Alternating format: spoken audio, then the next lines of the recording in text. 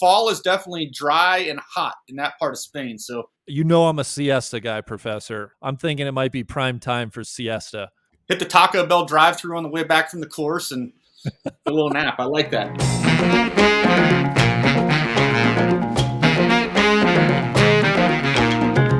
Hey everybody, welcome back to another edition of Office Hours, presented by our good friends at Holderness and Bourne. I'm your host, Michael Wolf. In the class today, a good friend from the west side of the continent, Big Randy. Randy, how are you? I'm great, Professor Wolfie. I just transferred in. I saw an available class here on the course listing, and so I appreciate you getting me in for this semester, and I'm excited to be here. Happy to have you. So we're going to talk about a little modern history this year, not the old stuff. No black and whites in this one, Randy. We're not going to put you to sleep with, Walter Hagen and all that stuff. We're going to talk about 1990 going forward, which is when the Solheim Cup began. I think, Big, you're headed over that way, from what I understand. I am. I went to my first Solheim Cup in 2021 in Toledo. And this September, I will be headed to my first international Solheim Cup, and I can't wait. All right. So Solheim Cup, it's September 22nd through 24th. It's in Andalusia, Spain. Dr. Wolfie, if you'll allow me a question right off the bat. Please. I know a bit about this. I was talking to some of my fellow classmates. Let's start from the top. What is the Solheim Cup? Okay, so the Solheim Cup is professional women's golfers, 12 on 12. It's the 12 best from the United States versus the 12 best from Europe. Originally it was formed LPGA versus the WPGET, which was the previous version of the Ladies European Tour. It began in 1990. As you may have guessed from the name, it was sponsored and still is today by the Solheim family. So Karsten and Louise Solheim. Karsten Solheim is this guy that you see on the screen right there. He was the founder of Ping. I didn't know this. He was from Bergen, Norway. He was born in Bergen, Norway, 1911. Karsten moves to the United States when he's 2 years old. His family comes over here. They settle into, I think, outside of Seattle, Washington. Takes up the game of golf at age 42, Big. And he's a bad putter. He decides he needs some help. He's an engineer by trade. He's working for General Electric at the time. He starts tinkering in his basement, designing putters. One thing leads to another. He becomes like the 400th richest man in America by building putters and golf clubs. And the whole family business is Ping, and they're off to the races.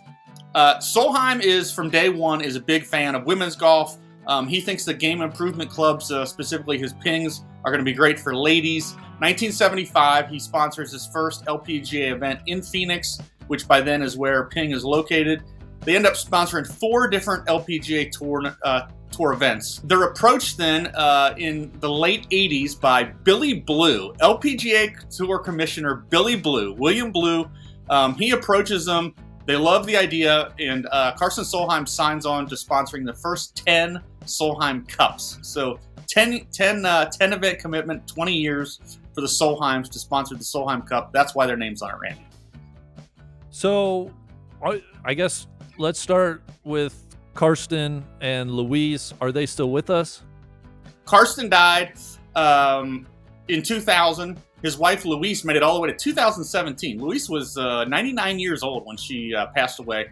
They're gone. They've got a number of sons. I think they got 3 sons that run the business now and still very involved in women's golf, all that stuff. And they've re-upped the contract, so it will stay. The Solheim Cup will stay the Solheim Cup for the foreseeable future.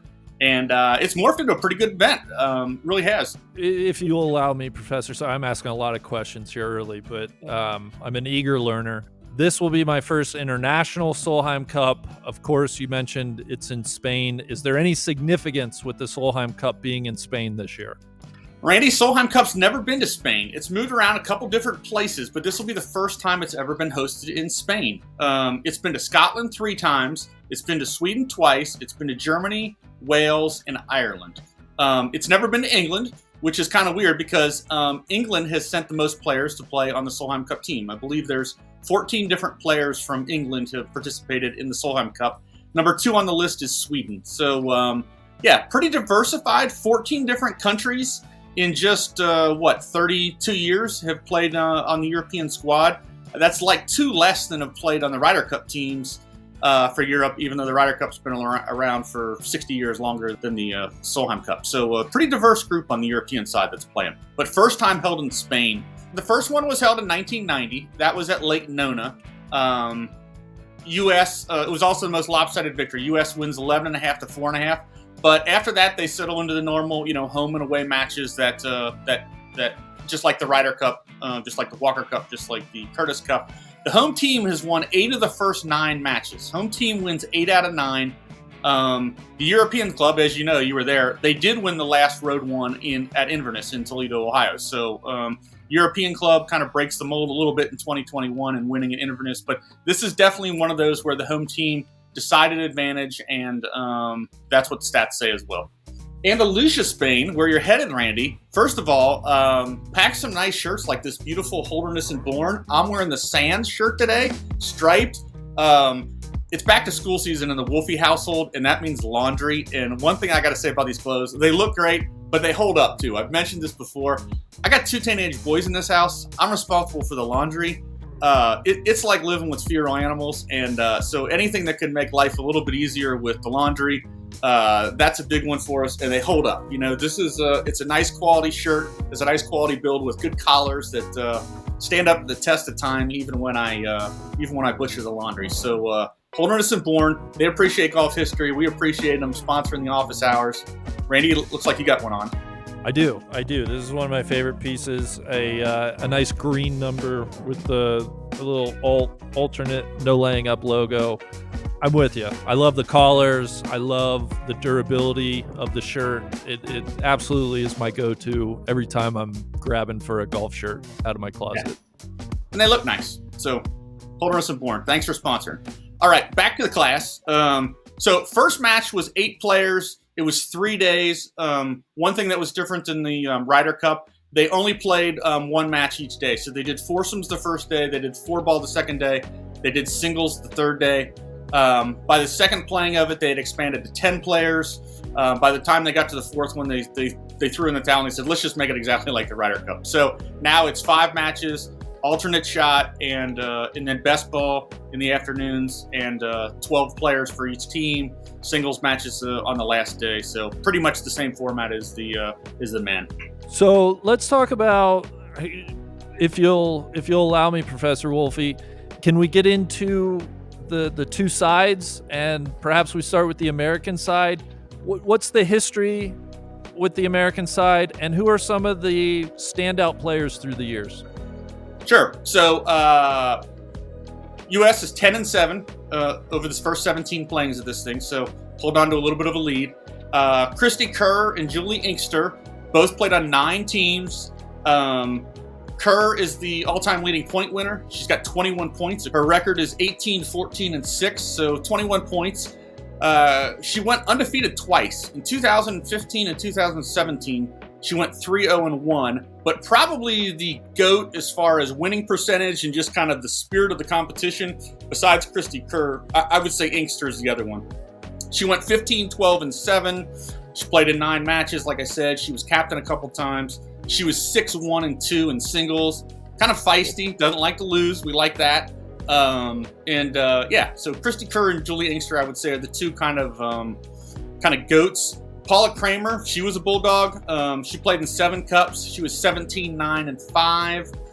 Dottie Pepper, 13, 5, and 2. But Dottie was 5-1 in singles. You didn't want to run into Dottie on the last day with the match on the line. And then same question for Team Europe.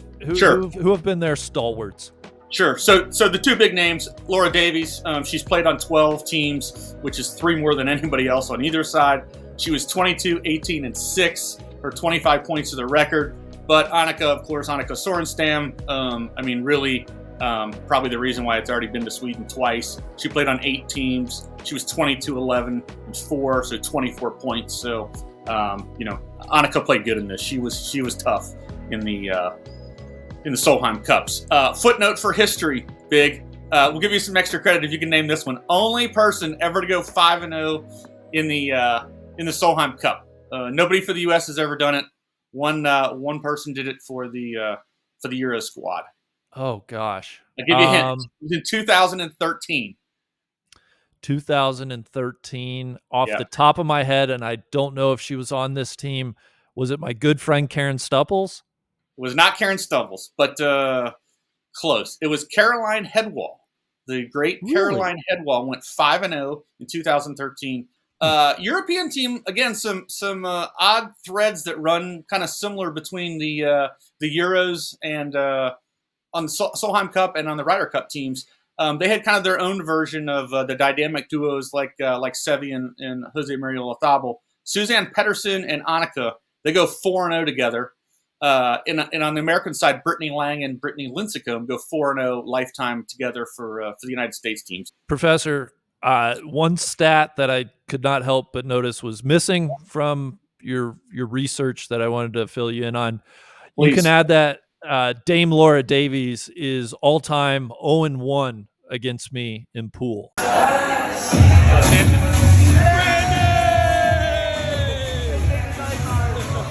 I defeated her in the Team Euro party room after the conclusion of the 2021 Solheim Cup. So, if you will please note that, and for future lectures, I would like that read into the record. I'm putting that down. Thanks, Big. Now, is that regular pool? Is it bumper pool? Is it snooker? What kind of table do they have there? That's a great question. Billiards? Thankfully it was not snooker. It was not any of those crazy Euro games. It was straight, what do we call it? 8-ball or 9-ball pool. What we all grew up in the States playing in our buddy's basement. Okay. All right. So who plays? Who plays for the U.S.? Pretty simple. So it's the top 7 in points.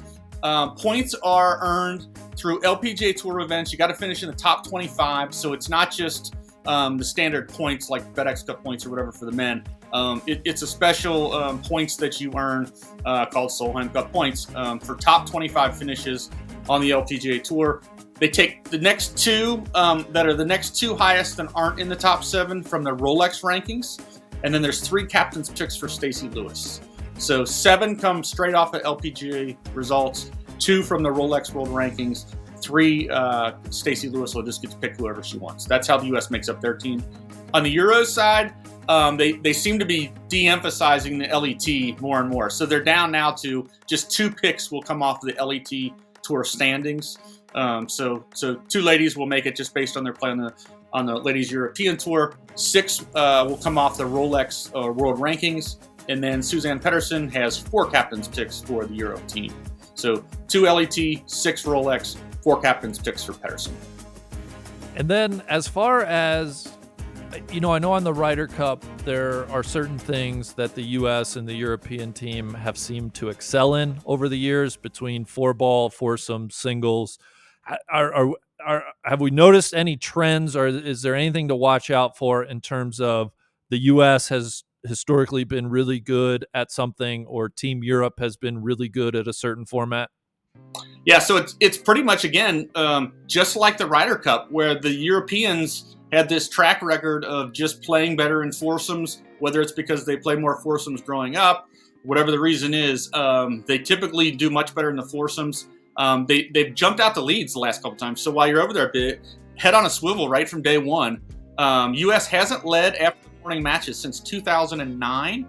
And that's the same year, not a coincidence, that they switched the morning matches from 4-ball to foursome. So they start with alt shot in the morning, and every year since 2009, the U.S. has been either behind or tied. We've lost 15 and a half out of 24 points in the morning matches, including the last match in Toledo. We were losing, I don't know if you remember, we were losing 3.5 to 1/2.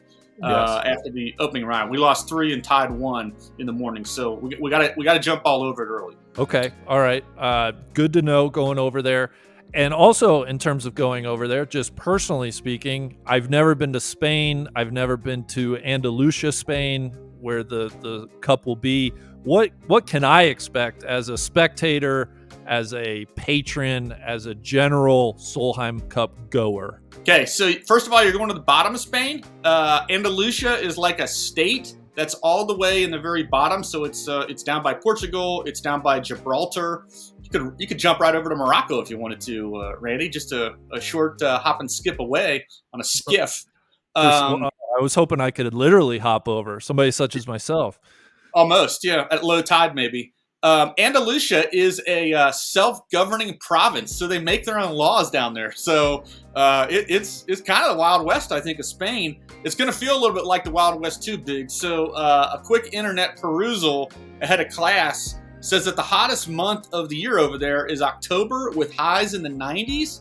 The fall is definitely dry and hot in that part of Spain. So I don't know what we got going on with shifting wind patterns, whatever, but yeah, I'd definitely bring your Holderness and Bourne short sleeves. You know I'm a siesta guy, Professor, and with temperatures maybe in the 80s, 90s, I'm thinking it might be prime time for siesta.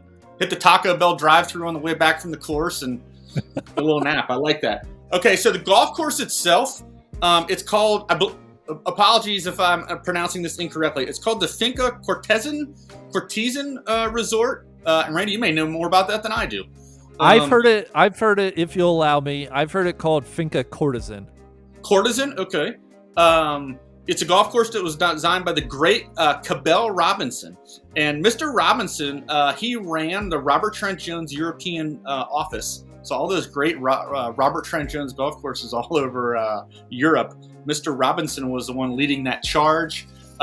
This place has hosted 3 World Match Play Championships. The Volvo Match Play, World Match Play on the European Tour. Colin Montgomery used to win a bunch of them and that type stuff. They hosted 3 of those. It looks like a pretty typical Robert Trent Jones course and just a pretty typical kind of standard match play setup as far as long par 4 16th, short par 3 17th, and then a reachable par 5 18th. The other thing that this place is famous for, I guess, it was the first golf course in Spain to have Bermuda grass greens. How about that? Yeah. You know I'm an agronomy head, so I love little tidbits like that. Any other little things I should look out for as far as on the course? Absolutely. So I'll give you another one. So the course it looks a little bit like Valderrama as far as the trees. They're not 70-foot high trees. They look like they're like 30-foot high trees, like those in Valderrama. They always say they're cork trees. In Spain, at Finca Cortezan, these things are called acebushes, Acebuches, acebushes, something like that. So they're actually little fruit trees. They grow about 30 feet high, and they're kind of gnarly in the wood and everything. They look kind of cool, and they grow this kind of like little tiny olive that you can eat. So yeah, check out the olives while you're over there, Big. I will. I'm not a big olive guy, but while in Rome, I feel like, you know, or Spain, the south of Spain, I should try them. Well, speaking of checking it out, for the folks that won't be going to Spain, how can they watch the Solheim Cup this year? Well, I'm glad you asked that totally non-scripted question, Big. Shout out to Golf Channel. They're doing this right. About 30 hours of coverage. They haven't announced the specific coverage times, but obviously this thing's over in Spain. It's 5 or 6 hour time difference. So there will definitely be some coffee golf going on. You know, for whatever reason, personal preference. I don't know how you feel about it. This one still, to me, this still passes my smell test as far as it doesn't seem as commercial as the Ryder Cup. It doesn't seem as hyped and big and capital letters. It's a big deal for the ladies, and they're grinding, and they want to beat each other's brains out. But I still like the kind of romance of this still being a relatively small event that's first and foremost for the competitors and not for the brands that are activating around it. I can't wait. Like I said, I had a great time in 2021. I'll echo your sentiments that it was a passionate, somewhat intimate, but in a good way. I don't say that pejoratively. It allowed you to get near the action while still being enough energy and excitement through the crowds that were in Toledo to be really, really fun. The first tee was a great time.